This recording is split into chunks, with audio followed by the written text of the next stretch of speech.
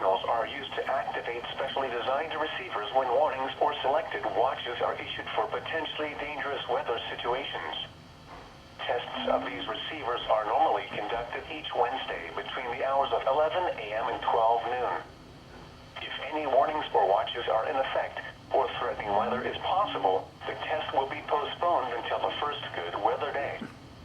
Again, this has been a test of the NOAA weather radio warning alarm and EAS signal. We now